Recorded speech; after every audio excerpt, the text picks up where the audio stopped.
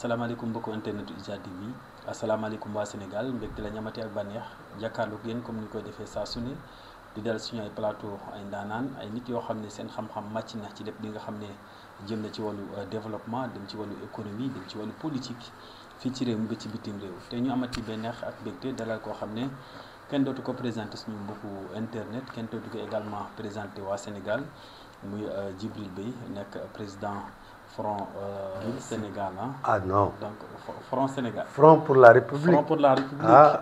Abdou damay mer Front pour la République maa ngi ko taxaw suñu Sénégal Sénégal merci beaucoup kooku mooy Djibril Beye ñu amati bànneex dala ko suñu plateau Djibril ñu ngi lay nuyu di la ziar. waaw Abdou maa ngi lay fay di la wax soyez le bienvenu. fii moom sa kër la. ndax yow nit ku baax nga. dëgg la. di la ñaanal yàlla yokk la bu baax. amiin amiin yaa rabbi. waxoon naa la ko sa télévision bi nekk télé bu am doole ci Sénégal. amiin waaw ba nga xam ne képp koo xam ne dina dool daal loo xam ne c'est incontournable ci biir réew mi. macha ñu la koy ñaanal yàlla. amiin amiin yaa rabbi. di nuyu sa internautes yi aussi. waaw di leen nuyu bu baax a baax. tout à fait. en tout cas merci beaucoup c'est un honneur jàkkaarloo waat ak yow comme ni ñu koy defee en tout cas saa su ne mu nekk koo xam ne macha allah ñëpp a koy sollicité ci xelam ak xam-xamam mais également ci baaxam di ko ñaanal rek gudd fan ak wér-gu-yaram alors Djibril dañuy commencer suñu waxtaan ci li nga xam ne jëm na ci actualité de la semaine jëm ci li nga xam ne le premier ministre Ousmane Sonko daal di woon na def voyage dem ba Italie nga gis mobilisation bu mu def mais bon au-delà de la mobilisation politique dañuy wax effectivement ci wàllu économie lan la voyage boobu mën a indi état du Sénégal. waaw Abdou maa ngi lay nuyu en fait non je pense que voyage boobu. man d'abord. Abdou je parle franchement. waaw je parle vraiment franchement. c'est pas l'homme politique. awuma problème. non man tu sais je fais pas cette politique politicienne. Okay. man je pense que ñun. suñu génération on doit être des révolutionnaires. ok man Abdou loolu laa gëm. man dama gëm un Sénégal. pays de droit. ok où man je suis le président. je ne peux pas manipuler la justice. ok loolu dama ko gëm. warul nekk nag lu ñuy wax te du am njeexital. bien sûr dama seetlu nag homme politique yi ko wax yeneen génération yi je peux les comprendre. mais ñun war nañu génn ci loolu. loolu moo ma gën a def déception nag ci sama gars yi parce que ñoom man maa leen mag. waaw mais c'est vraiment des réactionnaires. waaw mais ñoom eggaguñ foofu nag. non ñoom c'est des réactionnaires. par rapport ak lan la ñu réagir. non c'est des réactionnaires xam nga man maa leen mag Ousmane Sonko maa ko mag. magee naa ko 4 ans maximum. Diomaye li ma ko magee ëpp na lool. mais yàlla dogal na ne tey ñoo yor Sénégal. mais man je rêvais. man li ma xeex sama àdduna yëpp man tu sais dans l'administration j'ai été toujours isolé. pourquoi. parce que bañkat la. révolutionnaire nga. merci beaucoup. tappale yeeg càcc geeg yooyu musuma ci dugg. ba pare ku ko wax ma dénoncé ko dama daan taxaw sama biir direction. sama directeur. def wax naka sudul noonu. ma taxaw dénoncé ko. ok te Sénégal boo defee loolu kenn du la nommé. donc suma promo yu bëri. ñoo xam ne maa ngi ñoom ñoo duggandoo santé. bi ñu nekk directeur rek léegi def na 15 ans. bien sûr. te bu dee compétence moom awuma lu ma ci ñee doomu aadama. ok voilà ñun ay liggéeykat lañu mais dañ ci boole woon bañkat. ba à la limite on gênait trop. ok parce que ni système bi di fonctionner. boo ci bokkul rek on t'écarte. kon man loolu laa gëm donc ñii jàppoon naa ni ñoom bu ñu faloo dinañu def loolu dinañu révolutionner Sénégal par des réformes profondes de notre système judiciaire. c'est-à-dire Ousmane Sonko du wax ne maay procureur maay jàppe. def ba justice bi ñoŋ. ba bu la nit defee lu la metti yow doo mën a manipuler justice bu jàpp nit ki. waaw mais est-ce que gisoon nañu ci. te nit ki bu dee dañ ko war a yar. ñu yar ko ci di yar. c'est-à-dire justice bu vraiment indépendant. waaw loolu lay wax en fait ma jox la rek benn exemple ki nga xam ne Azoura Fall gis nañ ne am na kaddu yu mu yëkkati woon jëmale ko ci président Macky Sall donte nekkatul président de la République mais il a été convoqué ñu gis koo xam ne c'est un jeune yëkkati woon yooyu kaddu temps boobu président Macky Sall moo nekk président de la République du Sénégal mu xas ko quelque temps après Macky Sall di photo ko. est-ce que gisoon nit ñi indi nañ changement aussi par rapport ak ça. mais tu sais saaga moom Sénégal ñoom ñoo ko fi indi. saaga ci Sénégal ñoo fi indi maintenant il est vrai président Macky Sall benn moment commencé woon na rapproché wu ak ces genres de personnes. mais nous l'avions condamné. ok man ki bi mu jëlee ñu yóbbul ko ki sàccoon les papiers document, oui, photo, du Pastef. Ouais, j'étais très choqué. Et c'était pas moi seul. On était à la maison de l'APR. Il y avait, je parle de mon ami Lamine Nia, il nous écoute, de Rufisque. Un pro Macky Sall. Ils ont dit, est-ce que le président dafa tay li wala est-ce que xam na ki mu recevoir. Man dama ko condamné. Xoolal ñu ngi fii di rey suñu bopp, on reçoit des contre-modèles. Man loolu gëwuma ko. Dégg naa ne am na saagakat bu nekk ci télé yi influenceur xaw ma activiste. boo xam ne autorité politique yi dañ ko doon dem fekk ko Europe di ko jox xaalis. am na ci ku ma gis benn journaliste bu mag fekk ak moom dama cee jaar xeeb journaliste bi parce que man am na ñoo xam ne man du ma waxaat ñoom c'est-à-dire ñun dafa am fu ñu toll dañu war a am lu ñu jomm donc man yooyu du ma ko kii mais dama jàpp ne ñii waxuma waxu Macky Sall man Azoura Fall du ma wax ay waxam je crois que ñoom ñoo ne dafa dof wutal ko këyitu dof pour mu échapper à la justice mais man waxewuma sax foofu damay waxee justice boo xam ne moom sax premier ministre du soxla mu ci dugal waxam président du si dugal loxam ba pare justice bi ñoŋ di jaar yoon. mais côté bi ñuy dugal seen loxo am na ci droit aussi. non amuñu ci droit. non premier ministre une justice doit être indépendante. waaw mais premier ministre am na droit woo. non garde des Sceaux premier ministre non tu sais le parquet est lié à l'exécutif. Mais la façon dont le parquet doit en tout cas faire son enquête je ne suis pas d'accord kooku politique waru ci dugal làmmiñam. te loolu procureur am na nga ne ko toppal mu topp mais mën na la bu la toppee gis na defoo dara mu wax ne defoo dara loolu loi permettre na ko. non bëgguma sax di tarder ci loolu. li ma bëgg a wax grosso modo mooy ñii xaaroon nañ ci ñoom ay réformes symbolique. président génn conseil supérieur de la magistrature moo ko waxoon man waxuma ko mu génn. premier ministre waroon na seexlu wax ne man su ma woowee ministre wax ko mu jàpp diw moo tax boobu ba léegi mu ngi koy wax jàppal Badara Gadiaga mu jàppal Abdou Nguer mu jàpp non mais c'est comme ça que ça se passe parce que ces gens waroon nañu seexlu di utiliser procédure instruction pour toroxal doomu aadama ñoo xam ne waruñu dem instruction ngay def ay manipulation dama wax keroog fële ci TFM ma ne leen notre système des fois baax na de parce que xam nga Abou Sarr quelqu'un qui fait appel à l'insurrection xam nga kooku il menace la survie de l'État. Oui, bien sûr. waaw mais loolu normal na bu la nguur gi di topp mu war la bañ a may benn chance booy rëccee moo tax ñu may procureur am doole foofu ba nga xam ne bu nee téye na la kenn mënutu la libérer parce que de survie État moo tax arbitrage la entre le droit individuel ak la survie du droit collectif mooy li ñëpp bokk ndax dañ ko war a sauver ñogal ko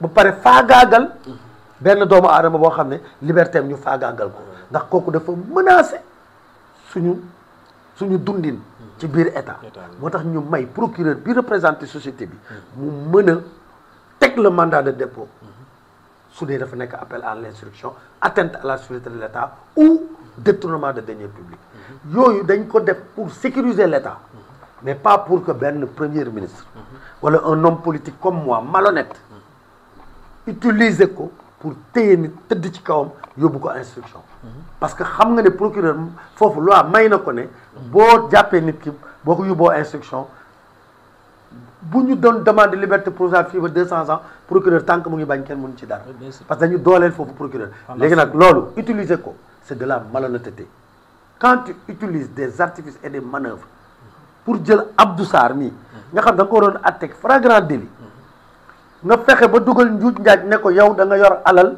boo xam da nga bëgg a déstabiliser état donc léegi dama lay topp pour atteinte à la sûreté de l'état nga def ko mandat de dépôt juge bi bu ko libéré sax nga ne ko doo ko fi libéré dama ne loolu xam nga mooy lan loolu fu mu am kenn mënu ko defar tey loo réformer justice bi porox ndool la yooyu nit ku malhonnête daf koy utiliser di ci dugg pour mën a di faagaagal la liberté individuelle des personnes donc suñu constitution may na la liberté suñu droit may na la liberté mais on a des hommes politiques véreux qui l'utilisent non depuis l'indépendance c'est comme ça que ça se passe qui l'utilisent des voies de raccourci pour teg la daan yoo xam ne kenn du la ci mën a génne te man loolu laa gis ci kaawu Badara loolu laa gis ci kaawu Guerre waxuma ne nekkuma di wax ne non Badara du ma ko débat dama ne du ma ci sore parce que je pense que mën nañu wax ci yu gën a am solo loolu parenthèse la woon Abdou dama jàpp ne Badara Gadiaga dañ ko jaay doole c'est par des artifices des manœuvres lañ ko yóbboo instruction jiiñ ko loo xam ne boo ko jiiñee di nga ko yóbbu instruction jiiñ ko loo xam ne boo ko jiiñee procureur bi nga xam ne Ousmane Sonko su ko nee jàppal mu jàpp moom day am doole ba bu ko nee boofal waa ji mu boof ci waa tax tey parquet bi mu ngi boof ci Badara Gadiaga soo jëlee Abdou Nguer c'est la même chose pourquoi pas ñu yóbbu leen flagrant délit donc voilà loolu lu may métti lu ci Sénégal ma jàpp ne nag ñun dañu war a nekk ay révolutionnaire ndëgam man maa jàpp ne man dama war a nekk révolutionnaire ma sama ak yéen ñu féetee ndaw est-ce que dégg nga fu may waxee donc dama am lu ma métti ci ñun jël ay jeunes ñu ñëw au pouvoir jeunes yi gën a raw mag ñi fi newoon donc loolu lu ñuy condamné la maintenant loolu vraiment parenthèse la woon jàpp naa ne Sénégal kenn mënu ko delloo gannaaw boo koy def da ngay xëy suba tu auras un réveil brutal mooy da ngay yeewu bidd foog ne da ngaa biddanti ndax da ngay génn ci palais bi gis sa bopp ci mbedd bi ndaxte population yi moom seen carte la ñu yor dinañ ko utiliser bu moment bi jotee dinañu sanctionner tout homme politique boo xam ne c'est un homme politique qui manipule qui fait des artifices boo xam ne day langa buri homme politique buy langa buri population yi xam nañ ko donc dañu jàpp ne tey Sénégal dafa waroon weesu loolu ak ñoom maintenant premier ministre dem na Italie li may njëkk a wax ci loolu mooy lu ma njëkk a remarqué le premier ministre xam nga lan mooy rôle premier ministre il coordonne la politique la mise en œuvre de la vision du président de la politique de l'État du Sénégal c'est le chef de l'administration publique bien sûr waaw léegi président bu demee France li jënti ay marché premier ministre moo ko war a conduire lan lay wuti France xam nga non dama joxe exemple France lan lay wuti Italie Amadou Ba Macky Sall nekk na fi ba jóge fi ay ñaar yoon la voyagé mais bokkuñu non c'est la même chose c'est le même poste dama wax ne su doon président dafa war a dem fenn mu ne ko demal ma foofu waaw baax na mais dem na Chine même pas 15 jours mu dem Turquie même pas 15 jours Rwanda même pas 15 jours Italie mais sëñ bi bu fekkee ne da nga am premier ministre boo xam ne il a tout centralisé à la primature te du toog kañ la dossier yi di fecceeku non tu sais il y a des décisions que le premier ministre prend sur des dossiers dama ne Ousmane Sonko dafa centraliser tous les projets sur sa table c'est discutable on va en discuter anduma ci personne n'est indispensable Abdou dama jàpp ne Ousmane Sonko n'est pas indispensable mais Abdou man je ne suis pas indispensable su ma dee dañ may suulis ba mel bien sûr waaw mais kon lu tax yow nga foog ne lépp dafa war a jaar sa loxo loolu arrogance la ak xamalan suffisance alors administration président aussi moo ko non ça ne fonctionne pas comme ça Abdou on a une expérience quand même de l'administration Abdou léegi ay kàngam la ñu de ay 6 ans 7 ans moo ñu dese ñu retraité donc ça veut dire quoi ça veut dire que yàgg nañu quoi ci administration Abdou gis nga administration da nga koy yore manager ko mais da ngay savoir déléguer utiliser savoir détecter des talents des gens compétents talentueux tu les détectes nga leen di confier ay dossiers léegi bu ñu demee dóor ko ba pare ba indil la ko yow nga xool valider boo validé wul nga ne la xoolal lii changé leen ko lii changé man par exemple ba nekkee Sénégal Ibrahima Sarr maa ngi lay nuyu au passage booy bu tàng jër dama ko teg sama wet mais des fois du ma am jot yenn dama koy woo ñu tëju ma ne ko lii laa bëgg jox ko architecture bi booy bi day dem dóor ko ñëw ma xool ne ko non fii baax na fii baaxul ñu débat ma ak moom teg vidéo projecteur def correction document ma ne ko demal yeggali mu yeggali ñëw ñu valider on avance boobu man maa ngi ci yeneen parce que je suis dans la stratégie tu comprends mais yow mënoo nekk dans la stratégie nekk dans l'opérationnel di valider ay projet te yow doo toog chaque semaine nga voyage waaw mais loolu aussi loolu benn ñu rebondir ci voyage bi parce que est-ce que gisoo ne suñu économie moom wàcc de sorte que moom fa mu wuti ay partenaires wuti ay financement sinon le pays non du noonu ngay amee partenaire président mu ngi wuti ay partenaires moom muy wuti ay partenaires oui président bu jaaree kan mooy toog ci kër gi pour liggéey non kër gi moom balaa bërëm kër di toog ci kër day am lu mu toogaale ah bon oui xam nga boo amul dépense mënoo toog. te fi mu ne nii fi ñu fekk état Abdou le Sénégal c'est un état ça ne fonctionne pas comme ça. yow xëy na da nga bëgg jàppale gars yi rek moo tax ngay waxee ni mais je vais te dire une chose gis nga Abdou. premier ministre. bi muy dem. il a transporté tous les directeurs généraux. tous les ministres. waaw dëkk boo xam ne nga ne mu ngi 4e sous-sol. dëkk boo xam ne nga ne da nga am déficit budgétaire bu élevé. tout à fait. déficit budgétaire boo ko bëggee wàññi noo koy wàññi. wàññi dépense. wala yokk recette. oui recette. xam nga yokk recette loolu mooy wàññi loolu la. yomb na. tu as un déficit je veux le diminuer tout de suite. 2 composantes nga am. 2 instruments. Premier instrument mooy les recettes. mooy alal ji état am. waaw wuti alal. moo gën a jafe wàññi dépense. bien sûr xam nga wàññi dépense moom da nga koy décréter rek. man tey sama kër mën naa xëy rek doon joxe 5000. ma ne sama jabar léegi 3000 laay joxe. et allah ji kër gi dafa metti non 3000 laa am. parce que dem wuti xaalis moo gën jafe. donc Sénégal ñaar yooyu la ñu am soit ñu yokk recettes yi. waaw recettes yi pour nga yokk ko ñoom nee nañu dinañ jaay ay terrain. suñu foncier bi loolu foog ñu waxaat ci. nee nañu non foncier kenn waru ko jaay. waroo jaaxle ba tayle sa réew. ñoom nag ci tayle réew mi lañ nekk. levée de fonds yi ñuy def sur le marché financier yëpp dañuy tayle Sénégal. donc léegi wutum xaalis. nga ne recette fiscale nga bëgg a yokk. bu boobaa c'est des réformes xam nga ñu ngi benn sur la table de l'Assemblée. am nañ fa projet de réforme. du code fiscal. waaw mais xam nga loolu day jël temps. xam nga bi ñuy wax loolu bi ñuy wax mesure yokk recettes yi. ba tey ñu ngi doog a teg projet bi. ci kaw table léegi bu ko assemblée voté. président promulgué ko. lan mooy am après la mise en œuvre du projet. léegi boo koy mettre en œuvre. xamu loolu la ngay fekk ci yoon bi. kon yokk ñeex bi yokk recette bi. nekkul lu évident. il faut des réformes dina am ay résistance. administration bi mën na bañ a suivre. parce que l'administration peut ne pas être performante. Tu comprends? Donc l'administration peut ne pas suivre. Donc Sénégal defoon na fi une stratégie de mobilisation des ressources à moyen terme. mooy ay pexe pour que alal ji Sénégal mën a am. mu fexe ba am ko. am na 2020 2025. léegi ñoom bu ñu ñëwee ñu teg beneen. bu mel noonu. mais ça prend du temps. léegi beneen composante bi nga xam ne mooy dépense publique. boobu moo gën a yomb nga laal ko am résultat tey. du dëgg waaw loolu mooy nga maîtriser say dépenses est-ce que gis nga nguur gi maîtriser ay dépenses am Ousmane Sonko bu jógee di dem ànd ak tous les DG et les ministres ñu dem Italie loolu wàññi na dépense. waaw mais bu fekkee DG mënu ñàkk a dem. DG bu nekk fay avion. obligatoirement billet d'avion. te billet d'avion boo koy jënd bu gàtt. day cher. bu ñu demee ñoom ñëpp ñu jël hôtel. transporter tous leurs militants. militants comment ça. non loolu moo am bàyyi liggéeykat yi c'est-à-dire que Waly Diouf Bodiang bàyyi na port dem.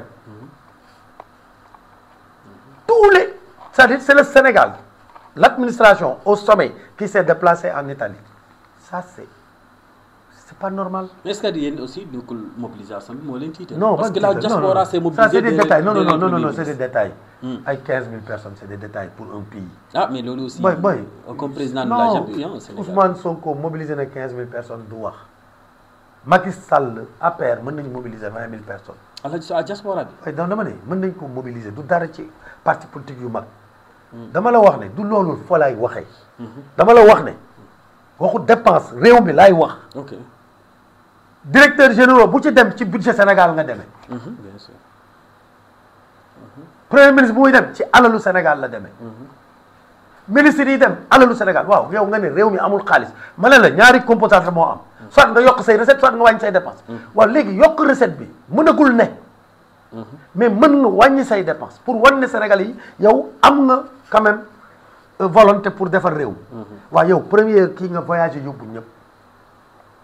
loolu sëñ bi soo ko bëggee soutenir ah di ma waxu politique politicienne ay mobiliser nañu ay kii non ça c'est des moi je te parle du Sénégal. dama la wax ne état Sénégal tey dafa toll nee na ci 4e sous-sol. man ma ne la ñu ngi ci 10e ndax ñoom bi ñu jëlee réew mi gën nañ ko yóbbu ci sous-sol yu gën a sore mais kooku waroo jël toute la république dépassé leen en Italie tu sais que loolu ñu yóbbu Italie dépensé ko xam nga lan lay constituer importation la importation ci économie loolu la approvisionnement la lépp alal ju génn la génn Sénégal dem Italie exportation alal bu dugg la doomu réew mi lay ñëw enrichir mais ñoom li ñu def dafa appauvrir Sénégal mooy lañ fa dépensé lépp boo ko dindee da nga koy génnee ci richesse su Sénégal dama ne premier ministre bu nekk ci réew bu doxul warul def loolu deuxièmement tey ñoom bi ñu ñëwee PCA yëpp la ñu nommé wala nommé wuñu poste de PCA yi pourquoi mënuñu woon jël je donne un exemple PCA Sénégal lan mooy rôle am yow PCA yi dañ leen di jox ay poste pour ñu lekk ay bonbon pourquoi non loolu moo am Sénégal lu tax nga gis ko mu jël ay nit yu amul benn compétence na ma leen PCA parce que PCA pour loolu la. ah mais non am na comme par exemple am na PCA yu ma xam comme Boubacar Soli PCA Sojip SA c'est un docteur il est bien non tu sais d'abord être un docteur ne veut pas dire que tu es bon. non il est bon mais non je dis tu as peut-être. kan ci PCA yi nga xam non je dis dama ne non je vais pas citer de nom man je ne personnalise pas. ok sëñ bi Abdou yaa ngi ci dëkk bi sénégalais ñu ngi ñuy déglu. ils ont nommé des PCA yoo xam ne. mais ñi ma xam moom macha allah. ah mais Abdou man waxuma loolu ñi nga xam. dama ne d'une manière générale quoi. dëgg waaw neex dëgg yàlla dama ne. au delà sax du loolu laa bëgg wax kese. da nga maa dégluwul rek. allez-y d'abord dama la ne PCA. importance am Sénégal ñëpp xam nañ ko. caser clientélisme politique la. c'est faire du népotisme mooy lan sa farandoo yi nga leen di neexal. jox leen poste PCA di leen fay ay 2 millions ay 3 millions. politique yëpp noonu lañ koy utiliser mais ñoom dañu war a nekk des révolutionnaires waruñu taxaw ci loolu dañu war a nekk ci ay rupture surtout yow nga ñëw nga ne réew mi doxul mais ngay nommé PCA nga xool de très bons profils nga nommé leen mais fi may waxee sax mooy man waxatuma nommé PCA mais nga wàññi ko nga diviser ko par 2 en faisant quoi. tey jii Sorano amul PCA. bien sûr. Grand Théâtre amul PCA. bien sûr. certainement grand monument de la Renaissance am na PCA. waaw nga jël ñett yooyu nga boole ko def ko benn PCA. est-ce que dina ko mën a gérer tamit. non yow tamit PCA. dina PCA. président des conseils d'administration. oui non yow tamit Abdou. je pense que da ngay saboter wala da nga xamul lan mooy PCA. ah non mais Abdou un PCA ne travaille pas à plein temps. ne travaille pas en plein temps. le PCA il vient en session du conseil. Le conseil peut se réunir 6 fois dans l'année. Ou 7 fois. 7 fois dans l'année c'est rien du tout. am na secrétariat am na lépp. mais boo jëlee PCA yu am xarañ. am niveau. xarañ. nekk des références. mais yow Grand Théâtre lan nga ko gis mu produire. Sorano lan lay produire bu fekkoon ne tey dama lay jox exemple. Grand Théâtre wala Sorano. xam nga gars yi ñuy wax ci Lat Sukaabe Fall.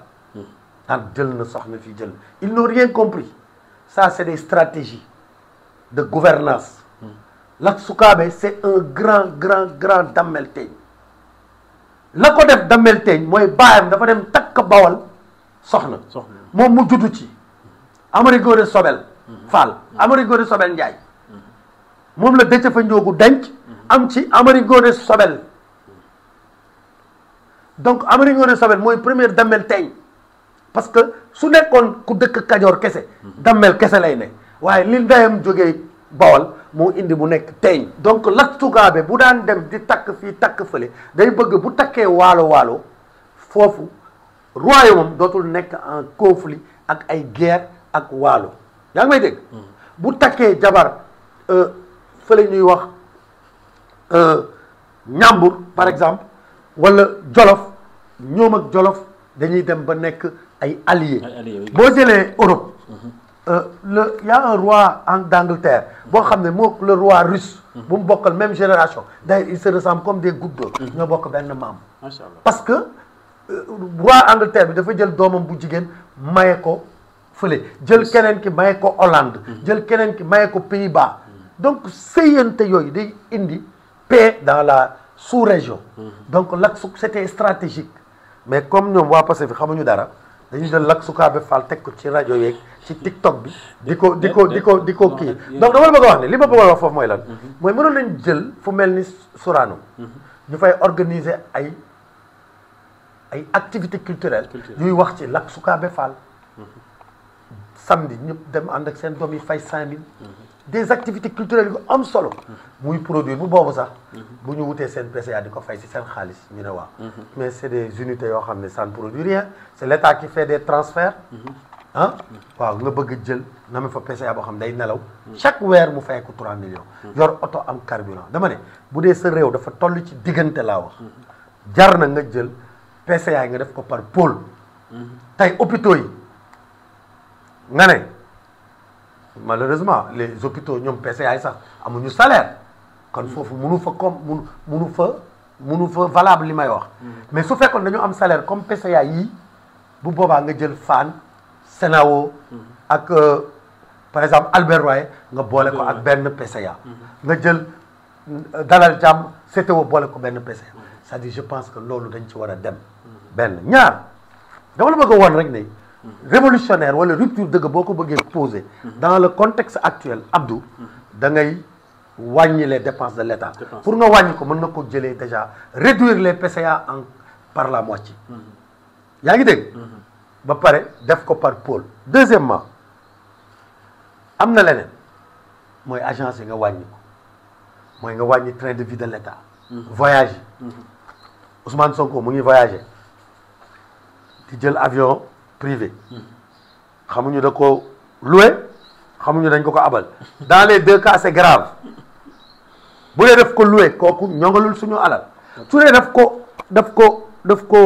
dañ ko abal c'est plus grave c'est des conflits d'intérêts parce que ki ko abal mu ngi xaar ëllëg mu retourner ko ascenseur bi donc dama wax ne wàññi dépense dafay tax rapidement nga stabiliser sa réew mais da ngay dem ci ay postes yoo xam ne c'est des postes inutiles postes yu inutiles yooyu nag xam nga mooy lan mooy seeni privilège Abdou yi nga xam ne directeur généraux yi moom la ñu am ay salaire u 15 millions 18 millions 17 millions 2 millions 5 millions donc loolu dama ne boo dee bëgg nga sa réew da nga koy def waaye nga taxaw ne wax na ko ci plan de redressement bi damay centraliser les marchés publics mais c'est pas pertinent. Pourquoi? Parce que Abdou mais marché public aussi centralisé ko c'est Abdou c'est dangereux. En quoi? Et inutile. Ça va tuer l'économie nationale. Ça va tuer l'économie locale. Tu sais, tey jii hôpital Saint-Louis, préfecture bu Saint-Louis, ak je donne des exemples comme ça SAED bu dee Saint-Louis la nekk. ñoom bu fekkee dañuy def ay commandes. dañu am commande publique. Oui. Mais les entreprises locales yi nekk foofu. Abdou dañuy gagner marché yi. oui bu fekkee ne ñoom mën nañ ko. non xaaral rek ñu yor sécurité ñu yor fourniture de bureau ñu yor ay consommables produits pharmaceutiques. mais Abdou dañuy gagner marché yi localement. léegi yow boo ko centraliser au niveau national. Je vais te dire une chose. am na ay jibi bay yoo xam ne dañu créer GIE amuñu liggéey. GIE la ñu yor. wala société individuelle. def seen sac ak seen cachet bu ñu xëyee suba. dañuy dem wuti DRP. si commande publique bi la ñu yaakaar dund. boo leen joxee fourniture de bureau 4 millions. amuñu sax capacité financière. dañuy daw wut seen xarit mu lebal leen 2 millions. ñu daw jënd livrer 4 millions. état fay leen 4 millions dindi ci TVA muy 3 millions 500. wala 5 millions 500. ñu daw jox seen ki leen lebaloon 2 millions du dese 2 millions 500. waaw 2 millions 500 mu ñëw ne soxnaam nañ dem suñu bailleur ñu dem seen bailleur fay ko 4 mois de location yu ñu ko amoon ay arrière. yokkal ko 2 mois. ne ko ouverture yaa ngi ñëw toppatool xale yi. jëndal ñaari saaku ceeb fayal naar bi 4 gaz. defal li donc seen kër ci loolu c'est-à-dire Abdou ñooñu. loolu la ñuy dundee. après ñu daw wuti beneen bu 3 millions. on a beaucoup de Sénégalais qui vivent sur ça. waaye léegi boo ko centraliser. tous ces Sénégalais tu vas les tuer. donc centralisation ak nga délocaliser nga bàyyi ko structure bu nekk gérer ko bu ci nekk mën na am pertinence. centralisation warul nekk la règle. mais l'exception. mën nga wax digitalisation. ok di dossier patient. au lieu hôpital bu nekk dem di digitaliser dossier patient mais ñu ministère centralisé ko. au niveau du ministère de la santé ñu porté ko parce que ça c'est des projets transversaux c'est des projets transversaux yaa ngi may dégg léegi yow projet transversaux yi nga xam ne c'est au niveau national il est pertinent que yow nga jël ko nga centraliser ko mais il y a des projets il faut le laisser comme ñoom ni ñu ko waxee seen agenda 2050 les 8 pôles il faut même au-delà laisser ça au niveau des pôles ah pôle bu nekk ñëpp a dëkk les petites et moyennes entreprises yi fa ne mën a am accès à ces marchés d'ailleurs naa la xamal une chose gis nga le code des marchés publics du Sénégal dafa am na foo xam ne dañ fa dugal allotissement xam luy allotissement ah xam luy allotissement non pas du tout allotissement mooy dañu def de telle sorte que da ngay jël marché bi nga fractionné ko par nature cohérente de travaux par exemple ma jox la exemple da nga bëgg a jënd matériel médicaux scanner du matériel médicaux bien sûr matériel laboratoire du matériel médicaux kii ay ciseaux bloc opératoire du matériel médicaux waaw léegi nag au lieu nga ne li ma bëgg jënd yëpp 5 milliards la marché bi 5 milliards nga lancé ko entreprise yi xëccoo non da ngay def nii tout ce qui est équipement chirurgie nga def ko à part lot 1 équipement chirurgie 200 millions 200 millions lot 2 imagerie 300 millions lot 3 yaa ngi dégg laboratoire 400 millions donc da nga koy au lieu mu nekk 300 plus 200 plus 400 du doon 900 millions au lieu mu nekk un marché de 900 millions day nekk un marché à plusieurs lots 200 300 et 400 millions de telle sorte que ku nekk ci la nga xarañ parce que am na ñoo xam ne am nañu entreprise mën nañu répondre ci laboratoire mais mënuñu répondre ci imagerie bien sûr mën nañu répondre ci bloc ci matériel chirurgicaux yi mais mënuñu répondre ci laboratoire kon da ngay permettre par contre am na ay entreprises yu mag a mag a mag yoo xam ne ñoom mën nañu répondre ci lépp mais au moins di nga permettre suñu petite et moyenne entreprise yi nga xam ne ñoom lii la ñu mën a répondre ñu mën a am accès ci marché bi mais nagam code des marchés moo dugal innovation boobu def ko ci code bi pour permettre à nos PME et PMI d'avoir accès à la commande publique de l'État qui est extrêmement important commande publique bi mooy doxal économie Sénégal bien sûr bien sûr waa léegi boo ko centraliser jox ko ay entreprises yu mag mën na sax nekk ay entreprises étrangères donc c'est pour dire que c'est pas pertinent la centralisation on ne doit pas le décréter ça doit être des options tantôt parce que c'est des projets niveau d'envergure nationale yaa ngi may dégg jox naa la exemple santé hôpitaux yi war a am dossier médical nga def ko mais tey jii boo bëggee centraliser tous les équipements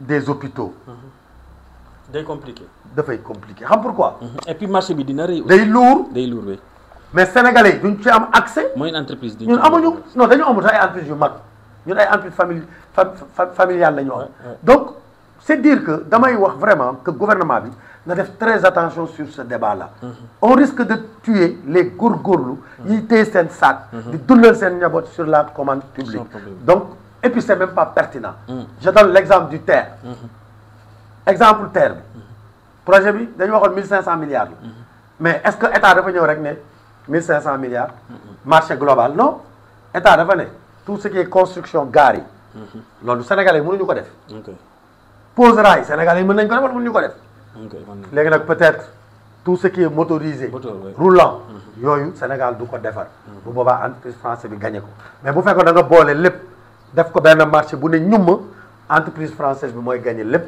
parce que moom moo mën a defar loolu lépp donc il faut que ñu éviter cette centralisation loolu d'ailleurs gisuma ci intérêt bu rëy bu la mën a économiser loo xaalis comme ni ko Ousmane Sonko di waxee donc xaalis nag économie tey wutum xaalis xarañ la te ñoom neex dëgg yàlla gisuma xarañ boobu parce que xam nga quand tu viens au pouvoir ñu fal la da nga war a appuyer sur tous les Sénégalais talentueux mais malheureusement ñoom du ma personnaliser ay cuune rek lañ teg ci bopp société yu mag te lu doy waar la lu doy waar la sëñ bi donc moi je dis neex dëgg yàlla voyage am bi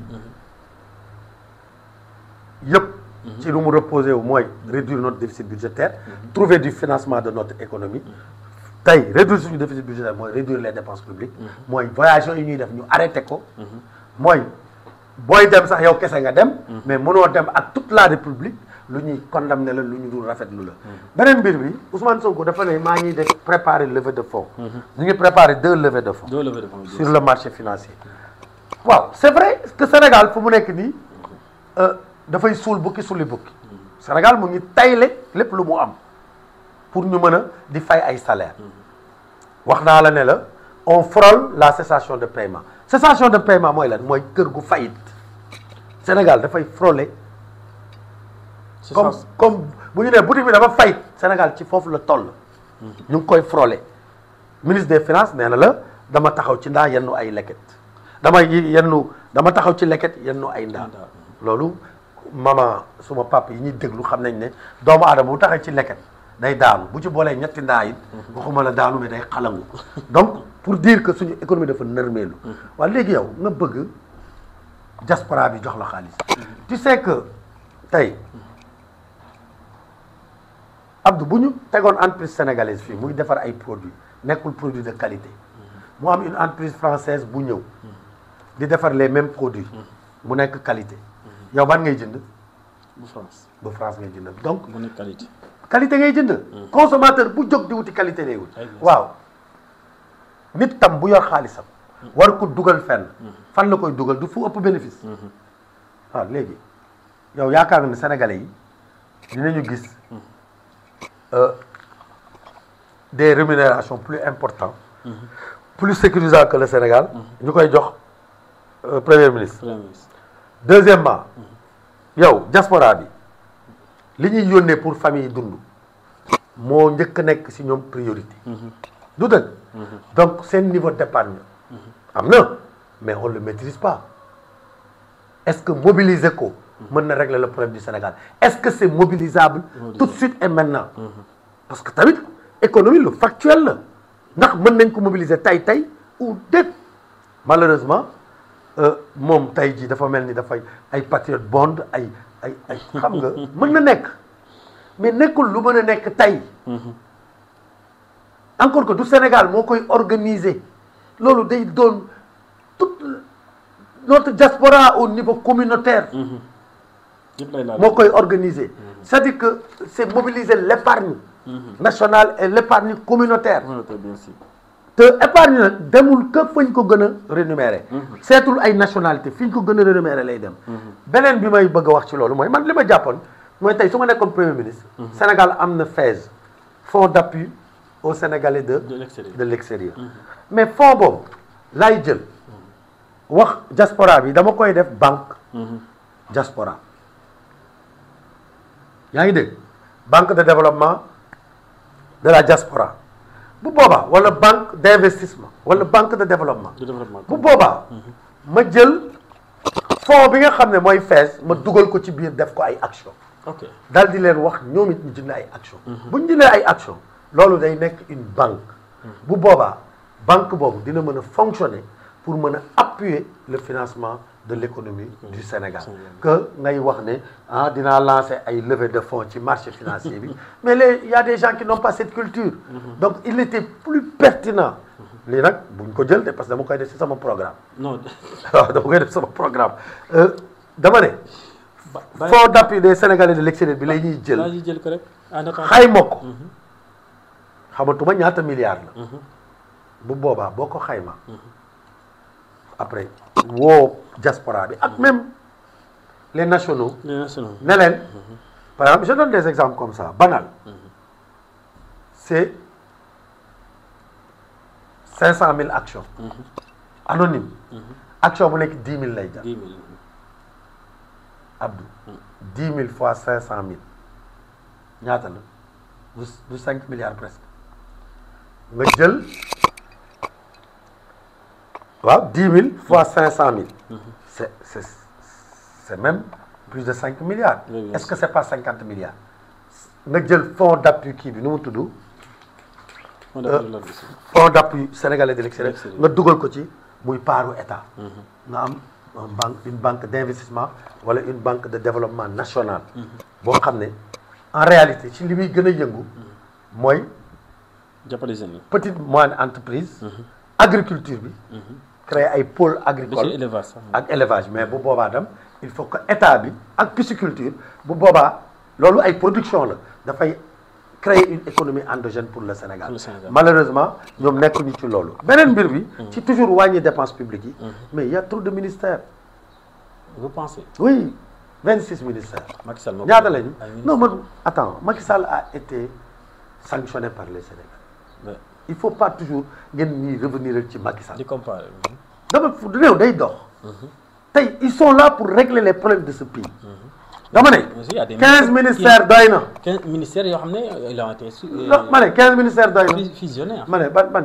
fusionné yow ñoom li ñu def santé dafa graw dinaa ci ñëw ban fusionné dama ne yow mën nga créer ministre des affaires sociales xam nga lan lay regrouper famille action sociale santé sport waaw c'est cohérent ah sooy wax sport est-ce que du 10 sooy wax sport ak santé du pour famille est-ce que du 10 ma ne booy wax non loolu diisul booy wax sport ak santé du pour famille bien sûr action sociale du pour famille te ay jeunes a koy def aussi mu nekk un ministère non Sénégal loolu dafa laaj loolu ay transition écologique environnement mën nga ci dugal transport ak énergie parce que day dem parce que bu mënoo def transition écologique mu am ay voiture électrique ngay bëgg dem jël ay njaga njaay di indi donc boo ci dugalee transport day am solo énergie renouvelable dafa am solo donc nga dugal ci énergie soo bëggee neex dëgg yàlla soo paree ci loolu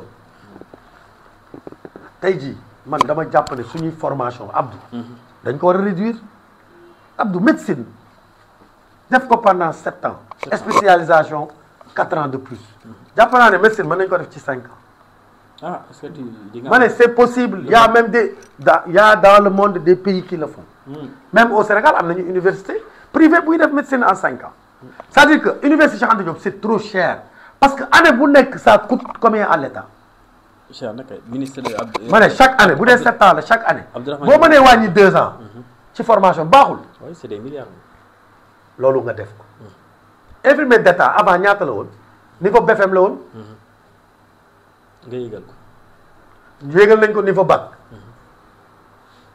c'est bien j'ai pas de problème mais pour former des kinésithérapeutes nee nañu léegi il faut bac plus 5 on les former sur bac plus 3 yaa ngi koy gën a cheral te yow soxla woo loolu yow tu as un besoin énorme en kinésithérapeute donc da nga ko waroon yombal pour mën ko am donc tey nga war a mën a jël former leen sur bac plus 3 ba pare même créer corps aide de kinésithérapeute di leen former BFM plus 2 pour que tous les districts sanitaires du Sénégal am suffisamment de kinésithérapeutes parce que dafa am solo réew mi da ko soxla. bien sûr donc yow développement boo koy wut doo dem di jël les mêmes modèles européens ñoom fi ñu toll bu leen neexee ñu def nu ñu koy waxee puukare mais ñun bu ñu def puukare lu ñu war a def ci lu ñuy def ci juróom-ñaari at ñoom ñun nañu xool nu ñu koy defee ba am ko ci juróomi at parce que tey mu am Sédhiou médecin infirmier d'État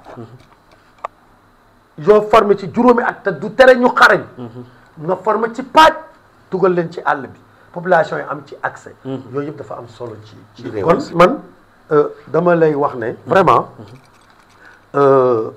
gouvernement bi fi nga xam ne moo fi toog tey wanewuñu dara ci patriotisme parce que les dépenses publiques non dafa yàgg xam nga wàññi dépense moom jarul muy jël temps donc malheureusement ñoom dañu gën a yokk dépenses yi d'ailleurs masse salariale bi ñu toogee ak ñoom ba tey yokkoon na ci 64,5 milliards ah charge financière de la dette multiplié nañ ko par 2,5 c'est-à-dire li ñuy transférer secteur parapublic bi même chose c'est-à-dire que d'ailleurs moo tax sax boo xoolee seen rapport d'exécution budgétaire bi mujjee dañu jël poste yu bëri ñu làq ko xam nga ñu làq ko xam nga ñu nëbb ko ah dañuy bañ ñu gis ko te loolu c'est interdit par la loi sur le code de transparence de l'UEMOA donc ñoom dañu nëbb ay postes yu bëri présidence kenn gisul exécution assemblée kenn gisu ko c'est la première fois primature kenn gisu ko même le secteur parapublic bi nga xam ne dina jot 1800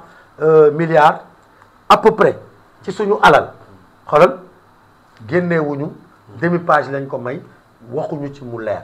Ensuite les fonds politiques ñëpp a waxoon ne ku falu Sénégal waxuma supprimer man du ma wax supprimer mais di nga ko encadrer. waaw mais ñoom aussi ñu ngi ci loolu. ah kañ bi ñu ñëwee ba tey. non bu ñu ñëwee. encadrer fonds politique yombul. waaw mais léegi tey mën nañu teg projet de loi. pour taxer askan bi ci ay Wave ay Orange Money. teg 1% de taxation à Auchan. lu nekk ñu ngi koy taxer xoj entreprise yi. mais ñoom seen mbir kenn du ko laal. non ñàkkuñu ko laal mais il faut quand même qu'il y ait premier ministre. ban moo gën a jafe entre non lan moo gën a jafe entre réformer pour am impôt bu bëri ak wàññi fonds politique ban moo gën a gaaw.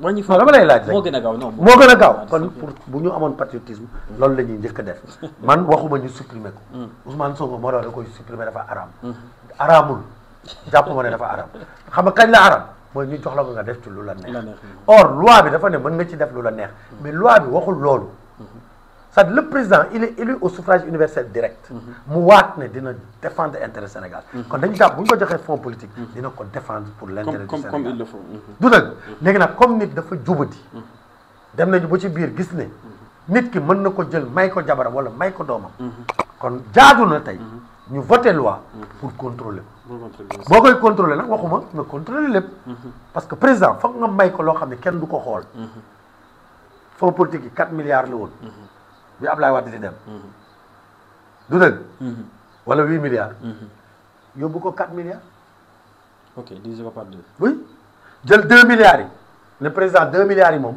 kenn du ko xool mais yeneen 2 milliards yi mu am un petit peu une petite comptabilité mu am un petit contrôle mu war a nekk loo xam ne président conseil constitutionnel wala cour suprême wala assemblée conseil constitutionnel ñoo koy valider chaque année pour le président dafa am solo c'est des réformes à faire maintenant primature lu muy doon fonds politique c'est pour donner aux militants tu l'annules complètement c'est combien ma jàmbal nee na c'est 7 milliards ah bon Ousmane Sonko mu ngi toog ci 7 milliards waaw loolu soo bëggee sa réew nga ne sa réew dafa nekk ci situation nga ne population yi léegi yéen Orange Money heure boo leen ci defee opération ma taxé leen mu ngi noonu ci projet de loi mu ngi noonu ci assemblée oui bien sûr réew mi waaw léegi yow nga jël say fonds politique 7 milliards toog ci président assemblée nationale fonds politique yi pour lan la xëy na sax moo tourné bopp bi mu naan je vais effacer la justice donc c'est pour dire il faudrait entre nous objectivement j'appelle Ousmane Sonko j'appelle président Diomaye Faye à se ressaisir gis nga Abdou man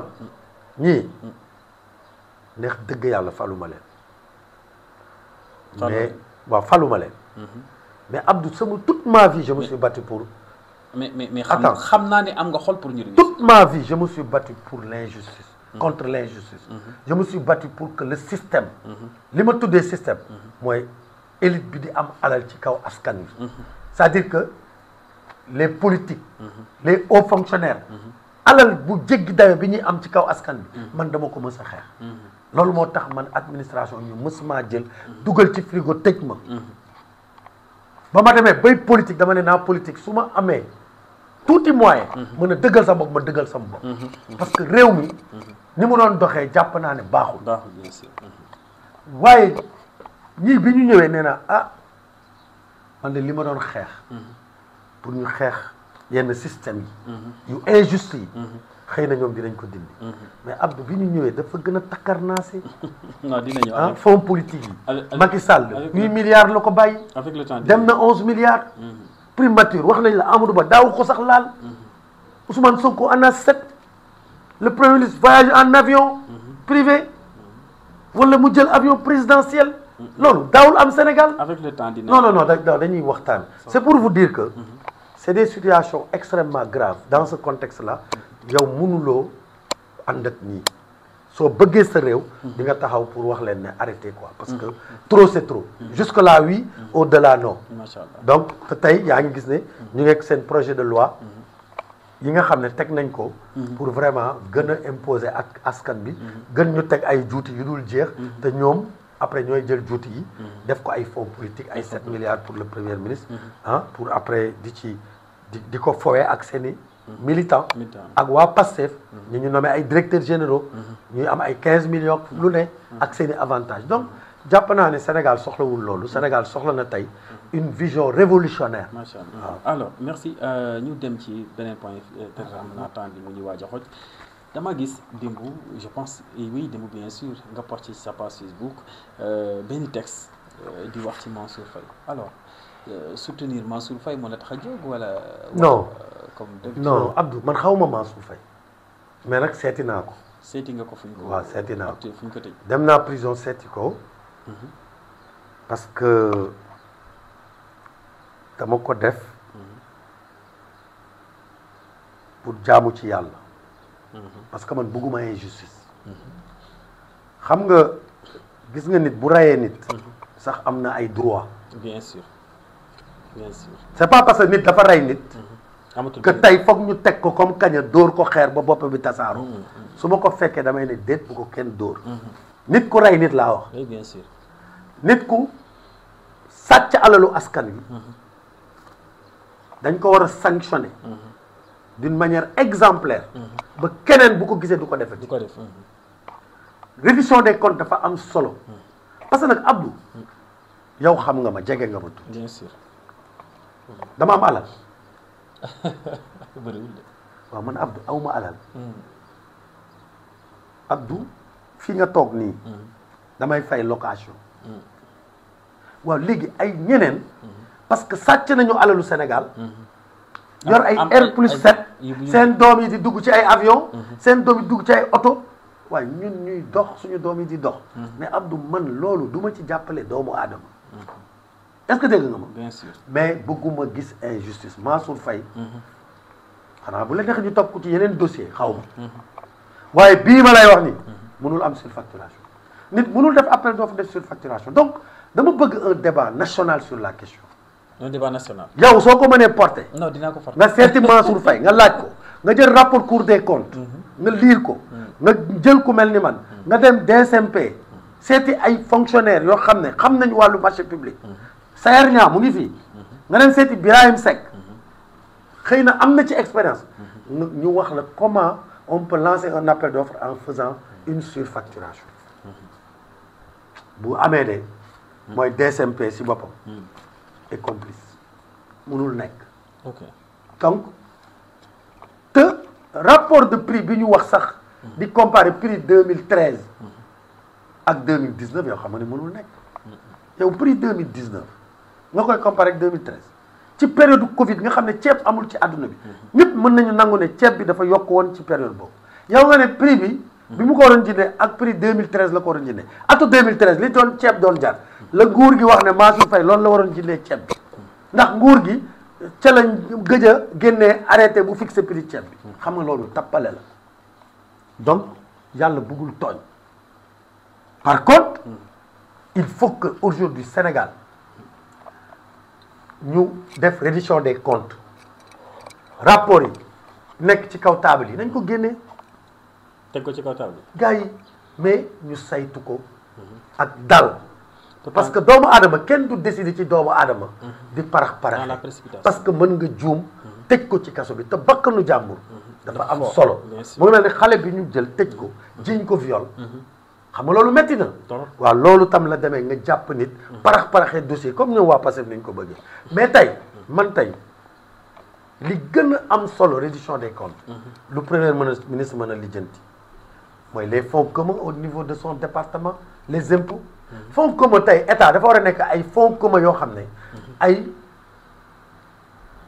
ay bonus de performance la mooy yow bu ñu la xoolee am teg ay critères de performance ñu ne la yow xarañ nga doog a am bonus waaye tëdd di nelaw toog muy dox ñu lay fay chaque 3 mois 3 millions beneen bi mooy suufu foncier Sénégal bi waa impôt et domaine di séddoo ñu arrêté ko beneen bi xam nga mooy lan beneen non yow tamit fi nga taxaw nii fan la xoolal aéroport gis nga terrain yi yëpp dagg nañ ko mais loolu sax depuis temps Macky fii ñu dëkk wax mais moom laa lay wax man je parle du système je parle dama ne taawu Macky Sall la taawu Ablaye Wade la depuis Ablaye Wade la fii ñu toog nii cité bi ñoom rek ñoo fi dëkk ñoo séddoo terrain yëpp est-ce que loolu normal la tey mu ngi jar ñaata 180 millions te amuñu ci benn ku ci nekk am na ci ñett su ma mënoon def photo comme Damboj. mais man duma ñoom Damboj. dama am décence. lanceur d'alerte.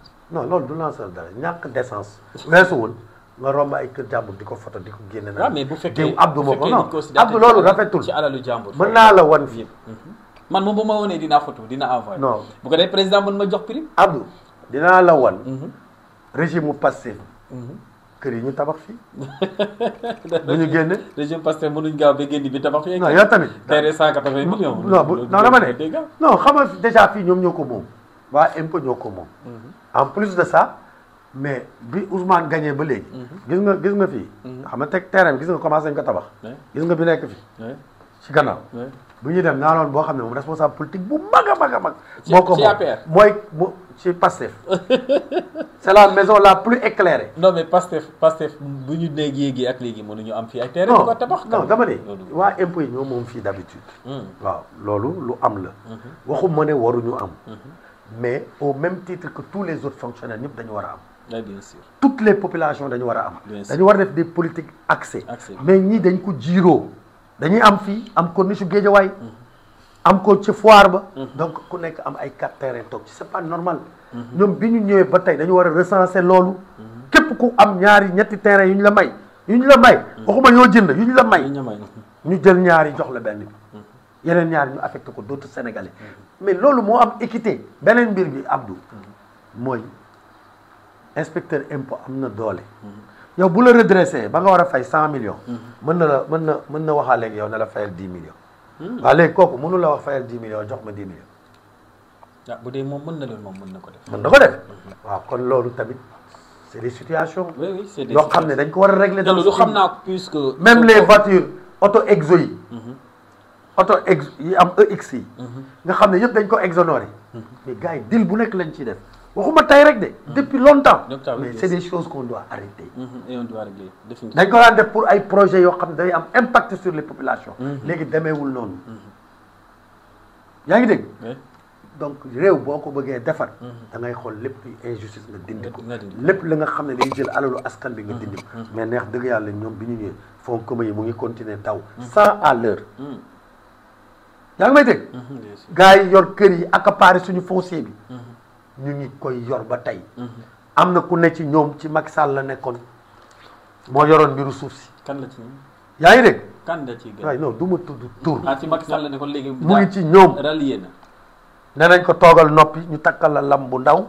am na tànn non c'est pour dire que réew warul doxee noonu. waaw baax naa ca nag jëm xam naa réew warul doxee noonu kon non même bu dul kooku am na ñeneen. dama ne affaire copinage. népotisme dafa war a jeex Sénégal. man loolu laa gën Abdou. donc neex dëgg yàlla. les régies financières surtout waa impôt. d'ailleurs Abdou lan mooy expliquer benn at nga am plus de 5 inspecteurs des impôts candidats présidentiels. mais ñu am alal ba régler tous les problèmes besoins yëpp. amatoo benn besoin. léegi da ngay ne xaaral ma dem casino du jeu wala ñii ne xaaral ma dem politique. donc ñoom ils font de la politique parce que amatuñu problème mu àdduna. mais loolu war nañu yéene sénégalais ba pare nga bëgg jël tous les hommes d'affaires de ce pays tu les mets en prison. waaw te yow nga am ay fonctionnaires multimilliardaires. commence par mettre en prison les fonctionnaires multimilliardaires et multimillionnaires balaa ngay jël ay hommes d'affaires di leen mettre en prison. homme d'affaires am xaalis loolu mooy géej gi am na ndox réew dafa war a sax fexe ñoom nañu fexe ni ñuy créer ay milliardaires mais ay milliardaires sénégalais ay champions yoo xam ne dañu mën a injecter tirer l'économie sénégalaise de la pauvreté. loolu moo am solo. donc Wally Seck bi nga xam ne dama ciy profiter nañu bàyyi doomu jàmbur. déet kenn jàppagul doomu jàmbur. non nañ ko bàyyi niñ koy jeter en pâture baaxul gis nga Abdou. dafa am lu ñaaw lu xew mais dossier bi kenn Abdou dafa Wally kay moom moo def sortie Abdou dafa am lu ñaaw lu xew ci réew mi. mais man dégg naa Serigne Saliou mu wax ci Wally. Serigne Saliou ay Touré Kéré ku xaw ma. les chroniqueurs du Pastef non attendez écoutez. Abdou am na télé boo xam ne ay chroniqueurs Pastef rek ñoo fa ne. télé wala site. site la site internet. heure bu génnee ci télé ñu ne la Djibi Bey. mooy suba dinañ jàpp Djibi Bey. ah bon. heure bu ñu génnee ci télé.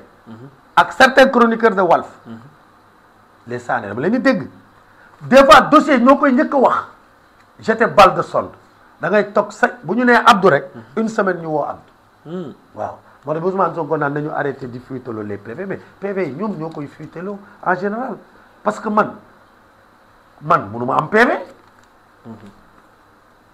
am na télé boo xam ne foofu la nekk seen télé la ñoom lay soutenir. seen télé de propagande la mais bu tuddee nit balaa semaine bi ñu jàpp nit ki. ñu woo ko ñoom kaawu ñoom Mamadou le gars de Louga la ah. ñoom Sophie Glamine Djima. Moustapha Diop waaw ñooñu ñëpp seen dossier xalal presse bi da ciy wax semaine bi stop ñu jàppale mais Wally Seck nañu bàyyi jàmbur Wally Seck Youssou Ndour baayam la du ma leen comparer. Youssou Ndour c'est une star planétaire. Sénégal war a fier am ku mel comme Youssou Ndour. ñoom bi ñu ñëwee ba tey ay attaque rek la ñuy def Youssou Ndour attaqué nañu TFM attaqué nañu Youssou Ndour Ousmane Sonko dem na ba naan man ku ma xeex la Ousmane Sonko bu ko neexee mu xeex Youssou Ndour mais bu mu jël alalu Sénégal wala mën-mënu Sénégal di ci xeex citoyen sénégalais amu ci droit parce que Ousmane Sonko jumtukaay yi ñu ko jox en tant que premier ministre lañ ko jox kenn jox ko en tant que Ousmane Sonko kon waruma ci xeex man ndax loolu sama doole la ñun ñoo dajale suñu doole jox ko Youssou Ndour dooleem moo ëpp doole Ousmane Sonko ci Sénégal mu ngi bokk ci loolu yëpp ñu dégg ko Ousmane Sonko mu retourné na ko dinaa la xeex il faut qu'on arrête les champions doo leen toj dama ne sa champion mën na juum man maa koy assumer dama koy assumer sa champion mën na juum régler ko ak moom. nga régler ko comment. non supposons. supposons non dama ne. la loi a prévu lu ñuy wax waxtaan ba jubóo. ma ne ñaata nit ñoo fi détourné xaalis état waxtaan ak ñoom ñu delloo xaalis bi dem seen yoon est-ce que tëj bi c'est une fin en soi est-ce que tëj bi c'est une fin en soi yow dama lay jox exemple tu as quelqu'un qui a 100 milliards muy liggéey ak état surfacturé 5 milliards ñu jàpp ko ci ne ko da nga facturé 5 milliards léegi kooku entreprise bi mu yor da nga koy jël tëj ko ne ko ràpp entreprise bi tëj kooku fay ko 5 milliards su la neexee nga teg ko ay pénalité yaa ngi dégg ba pare bàyyi ko mu kon ne liggéey entreprise bu mu ubbi travailleurs yi fa nekk di jot seen salaire di liggéey mais kooku dina produire di créer valeur ajoutée parce que croissance économique entreprise yi ñoo koy créer mais Wally Seck bokk na Sénégal ci jeunes yi gën a xarañ ci musique c'est un talent mais c'est une industrie culturelle mais musique culture industrie la mon frère bu leen jàpp football industrie la. bien sûr Wally Seck il gère une industrie culturelle. bien sûr Wally Seck mën na dem léegi France indi fi 400 millions concert mais kooku boo ko mënul jàppale doo ko yàq Wally Seck nekk na sax ci Sénégal ay xale di ko gis naan xëy na bu ñu xeexee ni Wally mën nañu réussir au lieu ñuy jël gaal gi di traverser océan bi di dee ci géej gi Wally Seck mi exemple la ñun dañuy toog Sénégal mel ni Wally Seck waaye léegi boo ñëwee ne leen Wally Seck sawkatu lal la mais da ngay décourager jeunes yooyu donc non attends je le dis pas je connais pas Wally Seck Dieu m'est témoin je n'écoute pas sa musique sama doom bu jigéen daal bëgg na ko bëgg na musique am Kati Bey maa koy nuyu au passage waaw bëgg na ko su ma ko an dis mu koy saa ma ko yéen seen yi ngeen di déglu man baayam Thione Seck laa bëgg ak baayam Youssou Ndour ak baayam Ismaïla Lo mais dama ne nañu bàyyi doomu jàmbur bi kii amatul baay amatul ndey njirim la njirim dañ ko sax war a yërëm amatul sax mag nga jël ko di ko tirer dans la boue y a un rapport sur lui on le règle su dee dafay yàqal Sénégal nañ ko teg pénalité Wally dem def concert France ñëw fay leen mais nañ ko suturaal doomu aadama kenn du ko toroxal booy la justice c'est pas pour toroxal xanaa xamoo ne man damay énervé dama la ne sànq awma décence di photo ay kër jàmm munuma ko man soo ma wonoon léegi kër ne ma Ousmane Sonko moo ko moom 300 millions lay jar man Djiby Bey du ma ko photo mais sutural dafa am solo loolu soxor la sax donc dama ne président Bassirou Diomaye Diakhar Faye Sénégal dañ laa fal pour que tu crées des champions bul toj champion Wally Seck xaw ma lu mu def ak lu mu deful mais c'est des questions à gérer état kumpa la du lépp la ñuy teg ci biti yaa ngi may dégg Ousmane Sonko c'est le premier ministre du Sénégal boy ñun xam nañu lu réew mi di doxee na gars yi def très attention xoolal nañ def très attention nañu bàyyi Wally Seck. macha allah je le dis au président tout haut. te man xawma ko musuma ko gis. ok musuma dem soirée. non je l'ai vu une fois 2STV. moo ko doon boo doon filmer soirée bi fii ci teeru bi. defoon na fa soirée pour sama jabaru frère. sama cousin. Pape Biram Bey maa ngi koy nuyu jabaram Mati.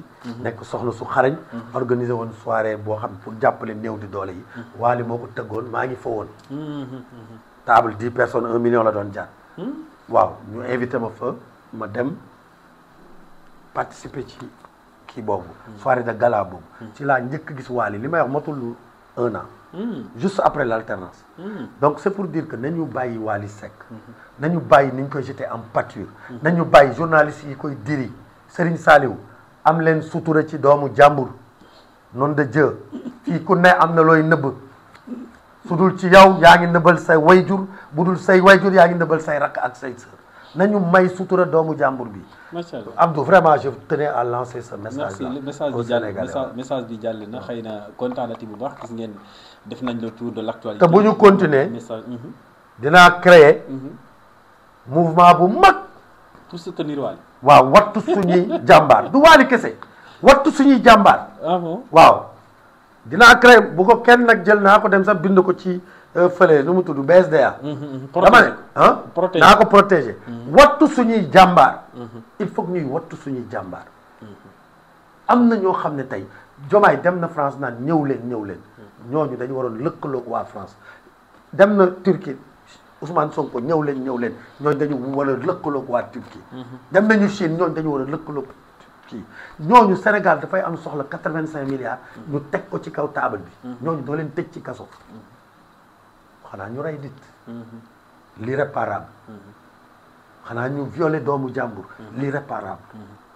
waaye jël naa alalu état. jàpp naa la loxo ci poche. dellool nga delloo pénalité nga delloo. man la acca demal kon ne sa liggéey def avertissement.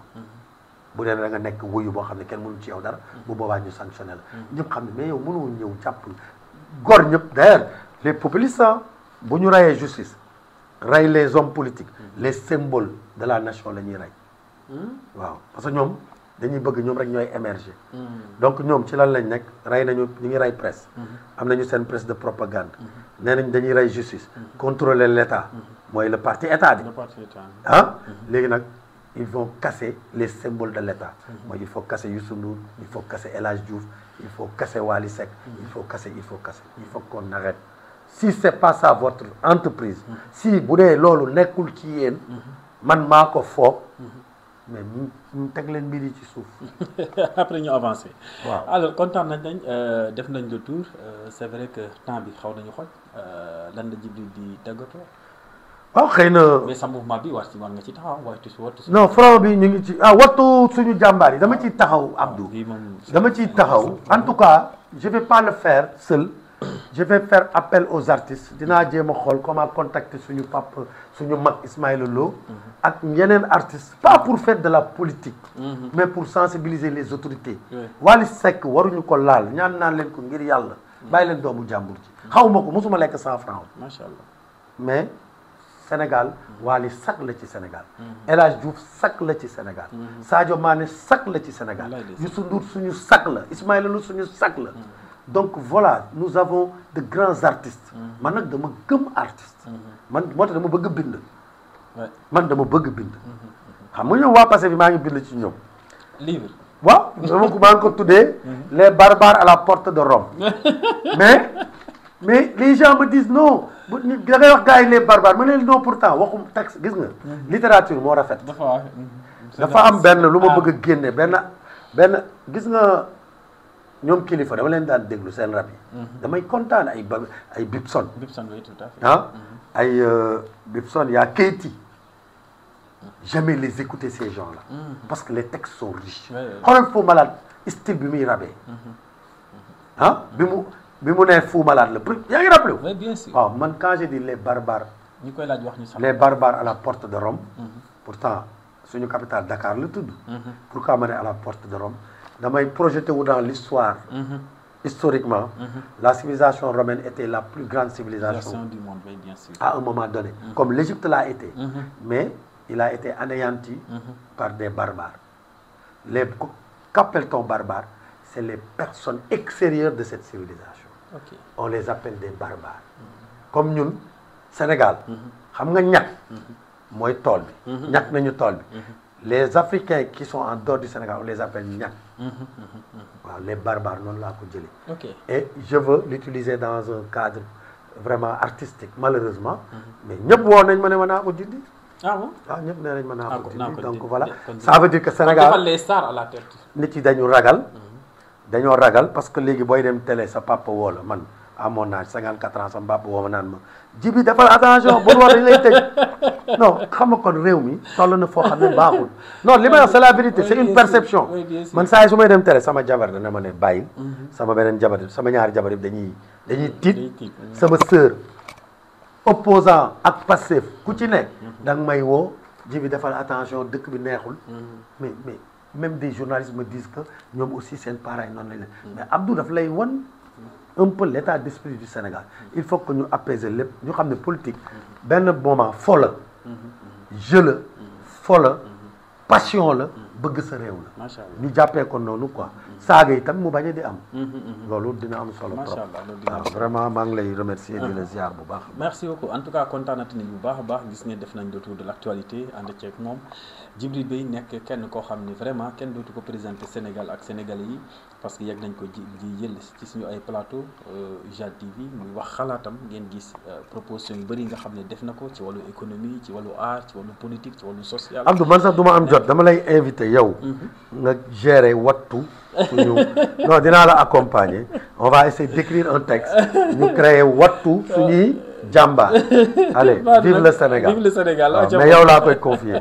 y a aucun problème yàlla baax na dinañ ci liggéey incha allahu rabi di ñaanal Sénégalais yëpp jàmm ñi fi nekk ak ñi nekk bitim réew di ñaan yàlla suñu borom jàmm sax ci réew mi te lépp li nga xam ne nekk na projet boo xam ne day gunge Sénégal di gunge Sénégalais yi yàlla ñoŋal ko ba mu mën a réussir ci daraja Seydina Mohamed di ko ñaanal moom ak njabootam yëpp sama ñaari yumpaañ maa ngi leen di ñaanal bu baax a baax a baax. ñu am kër ak wér gu yaram non dinañ am ay kër yu bëri. on a discovery président Diomaye kër laa bëgg. non dina am kër incha allah. boobu bul ko dagg de. non président Diomaye kër laa bëgg. président dina ko jot donc moom président premier ministre aussi dina ko jot. ah non premier ministre dégg naa ku baax la. dégg naa nag day sóob nii rek mais. non moom ci boppam il paraît que il est entier quoi. oui il est bien. man mii am na temps les gens peuvent me juger comme ça. bien sûr quand tu me vois parler avec le cœur là. c'est que je suis quelqu'un de bien de naturel. et puis c'est important rek nit moom. loolu nag souvent gëm-gëm bu dëgg. d'accord ñu ñaanal leen yàlla inspiré leen ñu changé ba. waaye non. tegu ci sur la bonne voie. parce que nekkaguñu sur la bonne voie. non dina ñëw Ousmane Sonko Diomaye yàlla na leen yàlla. changé teg leen sur la bonne voie. non dina ñëw incha allah rabi ne vous inquiétez même pas incha allah le Sénégal sera comme Paris d'ici peu de temps les projets seront là la jeunesse aura vraiment du quoi. Paris est endetté hein. waxal comme Genève. Oui, Paris est trop endetté. Oui, ça aussi c'est vrai. Merci beaucoup di nuyu waa mbokku internet IJAD TV yëpp di nuyu encore une fois suñu ay techniciens ak lépp ñëpp ki nga xam ne yaa ngi jàpp ci IJAD TV pour mu mën a am ay images de qualité yëpp lépp ñu ngi leen di nuyu bu baax di leen sant di leen gërëm d'ici là portez-vous bien et on vous dit tout simplement bonne fin de soirée merci.